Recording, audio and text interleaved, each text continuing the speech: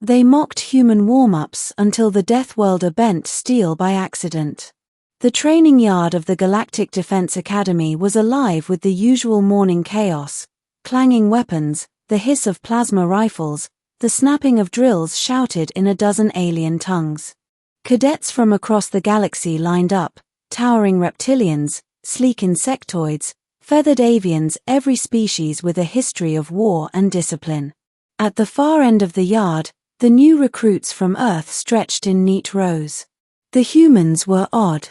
Shorter than most, lacking claws or armor, all soft skin and exposed expressions.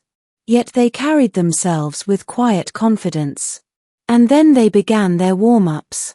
The laughter. The Vorrik cadets were the first to notice. Humans bent and twisted, pulling their limbs in exaggerated arcs. Some balanced on one leg, others hunched over touching their toes, still others jogged in place while swinging their arms.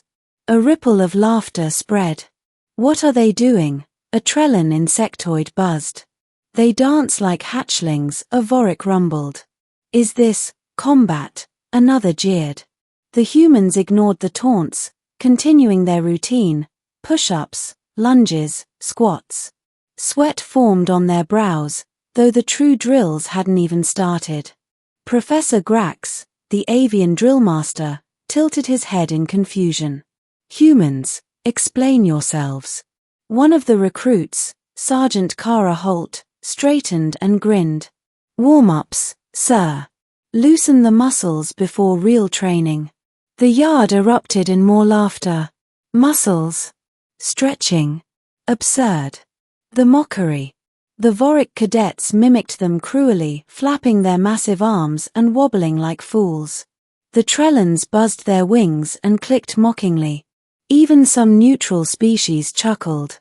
"Humans," a Vorrik sneered, "you tire yourselves before battle even begins." Kara only shrugged. "Better sore now than broken later." Her words were dismissed as nonsense. The accident. The day's exercise was simple: sparring with weighted staffs. Each cadet received a long steel bar, designed to simulate the heft of a plasma rifle. The Vorrik cadets boasted of their strength, swinging the bars with effortless ease. The Trellans wrapped claws around theirs and clattered them menacingly. The humans took theirs and continued to stretch, rolling the bars across shoulders, twisting their torsos, lunging again. Laughter echoed.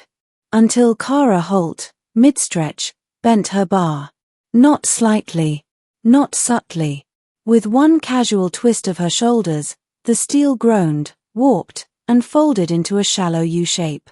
The yard went silent. Kara blinked at the bent bar in her hands. "Oh. Sorry." Shock. No one moved. Steel was supposed to withstand Vorrik claws, Trellan serrations, even the crushing grip of a Dravani. Yet this small, soft-skinned human had warped it casually, without even noticing. Professor Grax fluttered his wings nervously. "Human, did you intend to destroy training equipment?" Kara frowned. "Destroy that? I was just stretching. Didn't realize it was so flimsy." She set it down carefully. The Vorrik who had mocked her earlier stared in disbelief. "Flimsy? That bar weighs 80 standard units." Kara shrugged again. "Feels light to us. Gravity back home's a bit heavier.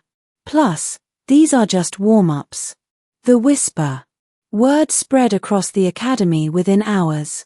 The fragile-looking humans, mocked for their strange rituals, were strength incarnate. Their warm-ups involved feats that left other species winded or broken. Stories multiplied. A human cadet casually hoisted a Vorrik over his shoulder during fire drills.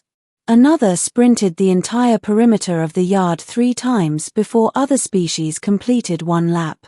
One lifted a Trellan's collapsed exosuit to free him, then asked, "You good?" as if it were nothing. The laughter faded into uneasy silence.